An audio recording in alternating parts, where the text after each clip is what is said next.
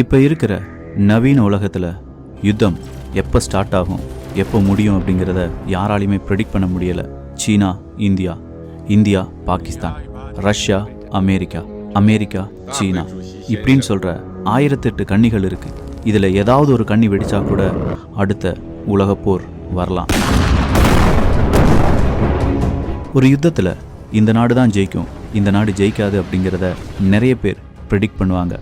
ஏன்னா அவங்கக்கிட்ட நிறைய ஆயுதங்கள் இருக்கலாம், புதுரக டெக்னாலஜி இருக்கலாம். புதுரக டெக்னாலஜி இருந்தும் பல ஆயுதங்கள் இருந்தும் தோற்ற நாடுகள் வரலாற்றில் நிறையவே இருக்குது. தோற்ற யுத்தங்களும் இருக்கு. அப்படிப்பட்ட ஒரு முக்கியமான சம்பவம்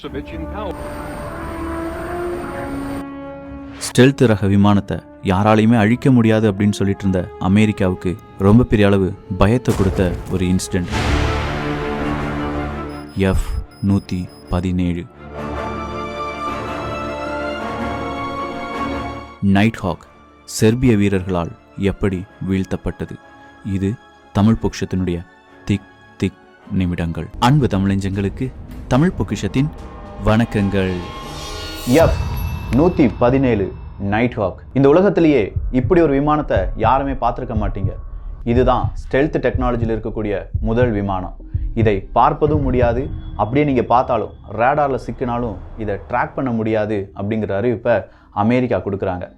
1982 F-117A அப்படிங்கிறது அமெரிக்காவினுடைய விமானப்படையில் சேர்க்கப்படுது. 1991 ஈராக்கில் பெரிய ஒரு யுத்தத்தை நடத்துகிறாங்க அமெரிக்கா. அந்த யுத்தத்துக்கு பெயர் ஆப்ரேஷன் டெசர்ட் ஸ்டோம் அப்படிங்கிறது தான்.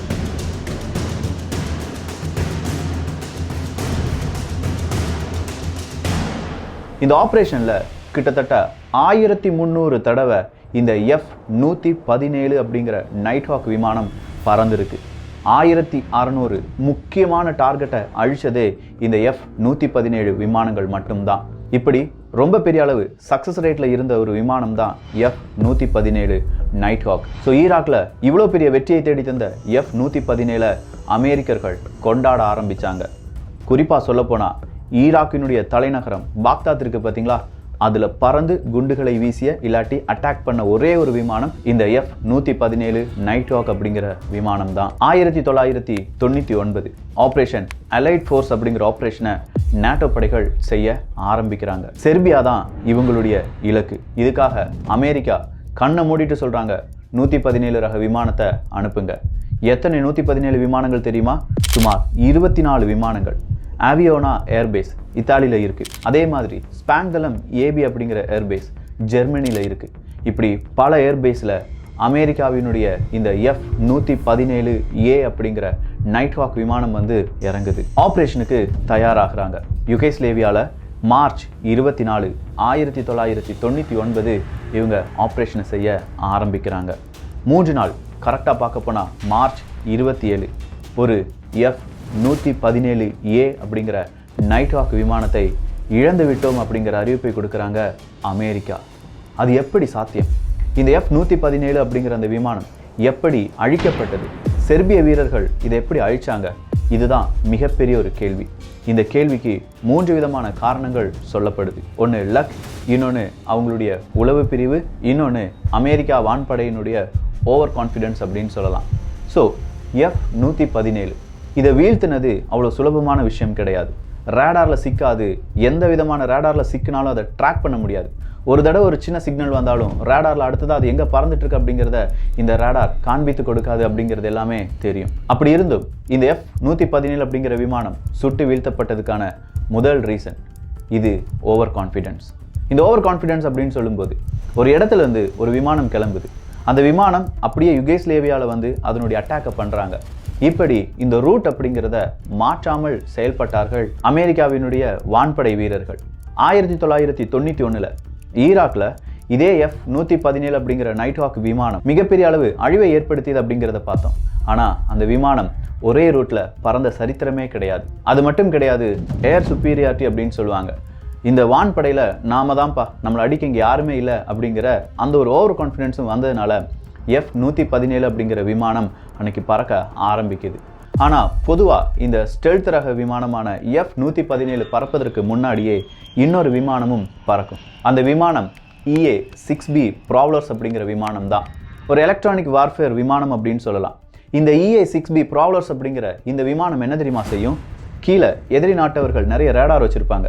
அந்த ரேடார் எல்லாமே குழப்பி விடக்கூடிய வேலையை தான் இந்த ப்ராவ்லர்ஸ் அப்படிங்கிற இந்த விமானம் செய்யும். ஸோ இந்த விமானம் அங்கே கீழே இருக்கக்கூடிய ரேடார்லாம் குழப்பி விடும்போது இதுக்கு பின்னாடி வரக்கூடிய F-117 அப்படிங்கிற நைட் ஹாக் விமானம் அங்கே தேவையான குண்டுகளையும் அட்டாக்கையும் செஞ்சுட்டு போயிடும். அதனால இந்த F-117 கண்டுபிடிக்க முடியாது, அதே நேரத்தில் பல அழிவுகளையும் சந்திக்க நேரிடலாம். ஆனால் அன்னைக்கு பார்த்து வெதர் சரியில்லை. வெதர் சரியில்லாத காரணத்தினால் இந்த ப்ராவ்லர்ஸ் அப்படிங்கிற விமானத்தை உடனே தரையிறக்குங்க அப்படிங்கிற உத்தரவு வருது. இந்த உத்தரவு மட்டும்தான் வந்ததா அப்படின்னு பார்த்தா கிடையாது. F-117 அட்டாக் பண்ணுங்க அப்படின்னு சொல்றாங்க. நம்மளால கண்டிப்பா முடியும், நீங்க போய் அட்டாக் பண்ணுங்க அப்படின்னு சொல்லி 3 F-117 விமானங்கள் பறக்க ஆரம்பிக்குது. இப்படி பறக்க ஆரம்பிக்குது அப்படின்னு சொல்ற இன்ஃபர்மேஷன் நேரா யாருக்கு கிடைக்குது? செர்பியாவினுடைய ராணுவ வீரர்களுக்கு கிடைக்குது. இதுதான் அடுத்த ரீசன். அதாவது செர்பியாவினுடைய ராணுவ வீரர்கள் எல்லா பக்கமும் மனிதர்களை ஸ்பை வேலை செய்யறதுக்கு நிப்பாட்டி இருந்தாங்க. எந்தெந்த இடத்துல இருந்து விமானங்கள் பறக்குது, அந்த விமானங்களுக்கு முன்னாடி ப்ராவ்லர்ஸ் பறக்குதா இல்லையா, இல்லை அந்த விமானத்தை ஓட்டிட்டு வர்ற பைலட் யார், அந்த விமானம் எப்போ அங்கேருந்து கிளம்பும், எப்போ எந்த இடத்துக்கு போகுது, இப்படிங்கிற கம்ப்ளீட் இன்ஃபர்மேஷன் யாருக்கு கிடைச்சிட்டு இருந்துச்சு? இந்த செர்பிய வீரர்களுக்கு கிடைச்சிட்டு இருந்துச்சு. ஸோ F-117S அப்படிங்கிற நைட் ஹாக் விமானம் இந்த இடத்துல இருந்து கிளம்புது. அதுக்கு முன்னாடி வர வேண்டியிருந்த ப்ராவ்லர்ஸ் விமானம் தரையிறக்கப்பட்டிருக்கிறது. F-117 மட்டும்தான் வந்துட்டு இருக்கு அப்படிங்கிற இன்ஃபர்மேஷன் கிடைக்குது. ஸோ F-117 அப்படிங்கிற விமானம் வந்துகிட்டு இருக்கா அப்படின்னா இதை கண்டிப்பா நம்ம அழித்தே ஆக வேண்டும். ஏன்னா அமெரிக்க மக்களுக்கு இந்த போர் அப்படிங்கிறது பெருசா தெரியல. ஒரு தடவை இதே மாதிரி பவர்ஃபுல்லான ஒரு ஏர்கிராஃப்ட் நம்ம அழிச்சிட்டோம்னா அமெரிக்க மக்கள் இந்த போர் வேண்டான்னு சொல்லுவாங்கங்கிறத செர்பிய ராணுவ வீரர்கள் நம்பினாங்க. திடீர்னு ஒரு முக்கியமான கூட்டம் அப்படிங்கிறது கூட்டப்படுது. இந்த F-117 இந்த வழியா வரலாம், அந்த வழியா வரலாம் அப்படின்னு சொல்லி பலவிதமான வியூகங்கள் அப்படிங்கிறது வகுக்கப்படுது. ஆனால் F-117 அவ்வளோ சீக்கிரம் பிடிக்க முடியாது. எந்த ரேடார்லையும் சிக்காது. அப்படியே சிக்கிறதா இருந்தாலும் பல ரேடார்கள் வைக்க வேண்டியிருக்கும். இதுக்காக செர்பியாவினுடைய ராணுவ வீரர்கள் ஒரு ரேடாரை சொல்றாங்க. அந்த ரேடார் தான் P-18 ஸ்பூன் ரெஸ்ட் டி அப்படின்னு சொல்லுவாங்க. இது சோவியத் யூனியனுடைய ரேடார் தான். கிட்டத்தட்ட ஒரு ஃபைட்டர் ஏர்கிராஃப்ட் 200 நாட்டிக்கல் மைல் தூரத்தில் இருந்தாலே இந்த ரேடாரால் பிடிக்க முடியும். VHF ஃப்ரீக்வன்சியில் தான் இந்த ரேடார் அப்படிங்கிறது ஒர்க் ஆகுது. ஆனால் P-18 சாதாரணமாக ஃபைட்டர் ஜெட்டை தான் பிடிக்க முடியுமே தவிர இந்த F-117 நைட் ஹாக் அப்படிங்கிற ஸ்டெல்த் விமானத்தை பிடிக்க முடியாதுன்னு தெரியும். ஆனாலும் இந்த ரேடார் அப்படிங்கிறத செட் பண்றாங்க. கிட்டத்தட்ட 15 to 30 கிலோமீட்டருக்குள்ள அவங்க வான்பரப்புல இந்த F-117 அப்படிங்கிற விமானம் வரும்போது நிச்சயமா P-18 அப்படிங்கிற ரேடார் நமக்கு அதை சொல்லிக் கொடுக்குங்கிறத செர்பிய ராணுவ வீரர்கள் நம்புறாங்க. அடுத்ததா ரேடார் ரெடி ஆயிடுச்சு அப்படின்னா ஒரு ஆன்டி ஏர்கிராஃப்ட் மிசைல் சிஸ்டம் தேவை.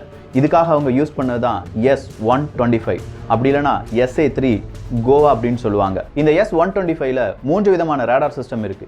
P-15, SNR-125, PRV-11 அப்படிங்கிறது தான். இந்த P-15 அப்படிங்கிறது C பேண்ட் ஃப்ரீக்வன்சியில் ஒர்க் ஆனாலும் டார்கெட்டை பார்ப்பது மட்டும்தான் இதனுடைய வேலை. கிட்டத்தட்ட ஒரு 150 மைல் தொலைவில் இருக்கும்போதே சாதாரண ஏர்கிராஃப்டாக இருந்தால் இந்த P-15 பிடிச்சிரும்.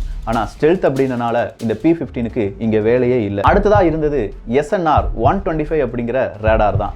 இந்த SNR-125 வெறும் ஃபயர் கண்ட்ரோல் ரேடார் அப்படின்னு சொல்லலாம். அதாவது இந்த ஆன்டி ஏர்கிராஃப்ட் மிசைல் சிஸ்டம் இருக்குல்ல, இதுலேருந்து ஒரு ஏவுகணை போகணும், அந்த ஏவுகணை எங்கே போகணும் அப்படிங்கிறத சொல்லிக் கொடுக்கக்கூடிய ரேடார் தான் இந்த S-125. அடுத்ததாக இருந்த PRV-11 அப்படிங்கிறது ஹைட் ஃபைண்டர் ரேடார் அப்படின்னு சொல்லலாம். ஒரு விமானம் எவ்வளவு ஹைட்ல பறந்துட்டு இருக்கு அப்படிங்கிறத மட்டும்தான் இந்த PRV-11 கண்டுபிடிக்க முடியும். ஸோ இப்படி ஒரு anti aircraft missile system plus P-18 அப்படிங்கிற ரேடார் தயாரா இருக்கு. இந்த S-125 அப்படிங்கிற இந்த ஒரு மிசைல் சிஸ்டம் அப்படிங்கிறது ஒரு மொபைல் மிசைல் சிஸ்டம் அப்படின்னு சொல்லலாம். கிட்டத்தட்ட 90 நிமிடங்கள்ல செர்பிய ராணுவ வீரர்களால் ஒரு இடத்துல இருந்து இன்னொரு இடத்துக்கு இந்த மிசைல் சிஸ்டத்தை, ஆன்டி ஏர்கிராஃப்ட் மிசைல் சிஸ்டத்தை மாற்றி அமைக்க முடியும். அதனால தான் இந்த S-125 ரொம்ப பெரிய அளவில் இவங்க நம்பினாங்க. சப்போஸ் இதில் அவங்க தோல்வி அடைந்தாலும் இந்த ஆன்டி ஏர்கிராஃப்ட் மிசைல் சிஸ்டத்துக்கு எந்த சேதாரமும் இல்லாமல் வேற இடத்துக்கு கொண்டு வந்துடலாம். ஸோ இப்போ அவங்க கிட்ட இருக்கக்கூடியது அங்கேருந்து அந்த ஃப்ளைட் கிளம்பிடுச்சு அப்படிங்கிற இன்ஃபர்மேஷன். கரெக்டாக SNR-125 ரேடார் அப்படிங்கிறத ஆன் பண்ணுங்க, சிக்னல் கிடைக்குதா அப்படிங்கிற ஒரு கமெண்ட் வருது. SNR-125 ஆன் செய்யப்படுகிறது, சிக்னல் கிடைக்கல. இந்த தடவையும் நம்மளால F-117 நைட் ஹாக்கை தாக்கி அழிக்க முடியாது. ஏன்னா இன்னுமே சிக்னல் கிடைக்கலையே அப்படின்னு சொல்லி செர்பிய ராணுவ வீரர்கள் குழம்பிட்டு இருக்கிற அந்த நேரம் அவங்களுடைய லக் ரொம்ப பெரிய அளவில் முயற்சிகள் எல்லாமே போட்டுட்டாங்க, எக்யூப்மெண்ட்ஸ் எல்லாமே ரெடி பண்ணிட்டாங்க. இப்போ அவங்களுக்கான அதிர்ஷ்டம் கதவை தட்ட போகுது. 3 F-117 நைட் ஹாக் இந்த இடத்துக்கு வந்துட்டு இருக்கு. அப்படி வந்துட்டு இருக்கிறதுல ஒரு விமானத்தில் இருக்கக்கூடிய விமானி மட்டும் குண்டுகளை போடுறதுக்கு தயாரா அவருடைய வெப்பன் பே டோரை ஓபன் பண்றாங்க. அதுவரையிலும் இந்த ஸ்டெல்த் விமானங்களை நம்மளால ரேடார்ல சிக்க வைக்க முடியாது. ஆனா இதே மாதிரி இந்த பே டோர்லாம் ஓபன் ஆயிருச்சுன்னா ரேடார்ல சீக்கிரமா சிக்கிரும். மறுபடியும் செர்பிய ராணுவ வீரர்கள் SNR-125 அப்படிங்கிற ரேடாரை ஆன் பண்ணி பாக்குறாங்க. ஒரு சிக்னல் கிடைக்குது. ஏன்னா அங்க பே டோர் ஓபன் ஆயிருக்கு. கரெக்டா 5 மைல் தொலைவில் தான் அந்த விமானம் பறந்து வந்துட்டு இருக்கு அப்படிங்கிற சிக்னல் இவங்களுக்கு கிடைச்ச உடனே SNR-125 அப்படிங்கிறது ஆக்டிவேட் செய்யப்படுது. அந்த ஆக்டிவேட் செய்யப்பட்டதுல ஒரு மிசைல் அப்படிங்கிறது கிளம்பி போகுது. எவ்வளவு ஹைட்ல இருக்கு அப்படிங்கறத PRV-11 அப்படிங்கிற ரேடார் இவங்களுக்கு சொல்லி கொடுக்க, P-18 அப்படிங்கிற ரேடார் ஒன்று வச்சிருந்தாங்கல்ல, அந்த ரேடார் இந்த ஏர்கிராஃப்ட் எங்கெங்க வந்துட்டு இருக்கு அப்படிங்கறத கரெக்டா சொல்லி கொடுக்க ஏவுகணையுடைய பாதை செட் செய்யப்படுது. அப்படி செட் செய்யப்பட்ட பிறகு இங்கிருந்து மிசைல் அப்படிங்கிறது ஃபயர் செய்யப்படுகிறது. 2 மிசைலை ஃபயர் பண்றாங்க. இந்த F-117ல சொந்தமா ரேடார் இருக்கா, அந்த விமானத்துக்குள்ள ரேடார் இருக்கா அப்படின்னு பார்த்தா கிடையவே கிடையாது. ஸோ இதனால அந்த விமானிக்கு அங்கிருந்து மிசைல் வர்றதை ரேடார் வழியா பார்ப்பதற்கான எந்த வாய்ப்பும் கிடையாது. அதை ஓட்டிட்டு இருந்த விமானிக்கு 2 மிசைல் வர்றது மட்டும் தெரியுது. ஸோ இந்த 2 மிசைல் இருந்து தப்பிப்பதற்காக F-117 அப்படிங்கிற விமானத்தினுடைய பாதையை கொஞ்சமா மாற்றார். ஒரு மிசைல் அப்படியே அவருடைய தலைக்கு மேல பறந்து பின்னாடி போறதை பார்க்கிறார். அடுத்த மிசைலும் அவருடைய விமானத்தை தாக்காது அப்படிங்கிறத அவரால் உறுதியா நம்ப முடியுது. அடுத்த மிசைல் வந்துட்டு இருக்கு. திடீர்னு பார்த்தா அந்த விமானத்தினுடைய ரொம்ப அருகில் வந்துட்டு இருந்த இந்த மிசைல் வெடித்து செதறுது. அப்படி வெடித்து செதறும் போது விமானத்துல மோதி வெடித்து செதறல, சாதாரணமாவே வெடிக்குது. அப்படி வெடிச்சு செதறின அந்த இம்பாக்ட்ல தான் இந்த F-117 அப்படிங்கிற விமானம் அதனுடைய அவுட் ஆஃப் கண்ட்ரோல் ஸ்டேஜுக்கு போகுது. விமானியால அந்த விமானத்தை ஓட்ட முடியல. நான் ஆல்ரெடி சொல்லியிருக்கேன், ஒரு ஸ்டெல்த் விமானத்தை ஒரு விமானியால மட்டும் சரியா ஓட்ட முடியாது. அதற்கு நிறைய சூப்பர் கம்ப்யூட்டர்ஸ் எல்லாமே தேவைப்படும் அப்படின்னு சொல்லி அங்க இருந்த அந்த விமானத்தில் இருந்த சூப்பர் கம்ப்யூட்டர்ஸ் அந்த இம்பாக்டால செயலிழந்து விட்ட காரணத்தினால் அந்த விமானம் நொறுங்க போகுது. விமானி உடனடியாக எஜெக்ட் பண்றார். F-117 அப்படிங்கிற விமானம் செர்பியாவுக்குள்ள வந்து விழுகுது. செர்பியா இதை கொண்டாடுறாங்க.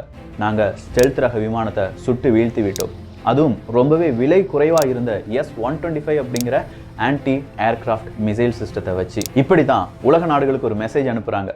எவ்வளவு பெரிய ஸ்டெல்த்தா இருந்தாலும் சரி, அதை அழிப்பதற்கு இங்கே முயற்சிகளும் கொஞ்சமா நல்ல நேரம் லக் அப்படிங்கிறது இருந்தா போதும், எவ்வளவு பெரிய விமானத்தை வேணாலும் நம்மளால சுட்டு வீழ்த்த முடியும் அப்படிங்கிறத செர்பியா மட்டும் இல்லை, இன்னைக்கு பல நாடுகளும் நம்பிக்கொண்டிருக்காங்க. இந்த ஸ்டெல்த் அப்படிங்கிறது வெறும் கண்ணாம்பூச்சி ஆட்டம் மட்டும்தான். ரேடார்ல சிக்காதுன்னு சொல்லுவாங்க. ஆனா அதுக்கு செலவுகள் அப்படிங்கிறது ரொம்ப கூடுதலா இருக்கு. சப்போஸ் இதே மாதிரி 3-4 ரேடார், அந்த ரேடாருக்கு கரெக்டான உளவு செய்திகள், அந்த உளவு செய்திகள் கூட கொஞ்சமா நல்ல நேரம் எல்லாமே இருந்தது அப்படின்னா எந்த ஸ்டெல்த் விமானத்தையும் எந்த நாட்டாலையும் அழிக்க முடியும். கொஞ்சம் யுக்திகளை பயன்படுத்த வேண்டும். எப்படி இருந்துச்சு இந்த F-117 அப்படிங்கிற விமானத்தை செர்பிய வீரர்கள் சுட்டி வீழ்த்திய இந்த ஒரு தருணம்? இதை பற்றியான உங்களுடைய கருத்துக்கள். நிறைய எஃபோர்ட் போட்டிருக்கோம், நீங்களும் நிறைய கருத்துக்கள் சொல்லிட்டு இருக்கீங்க, ரொம்ப பெரிய நன்றிகள். இன்னும் அதே மாதிரியான கருத்துக்கள் தொடர்ந்தது என்றால் இதே மாதிரி இன்னும் பல திக் நிமிடங்களை பார்த்துடலாம். ஸோ இந்த ஒரு காணொளி பற்றிய உங்களுடைய கருத்துக்கள் இங்கே வரவேற்கப்படுகின்றன. எல்லோரும் தமிழ் பொக்கிஷத்தில் இணைந்திருங்கள். நல்லதை பகிர்ந்து நல்ல சமுதாயத்தை உருவாக்குவோம். நன்றி, வணக்கம். Just 2 hours ago, Allied air forces began an attack on military targets in Iraq and Kuwait.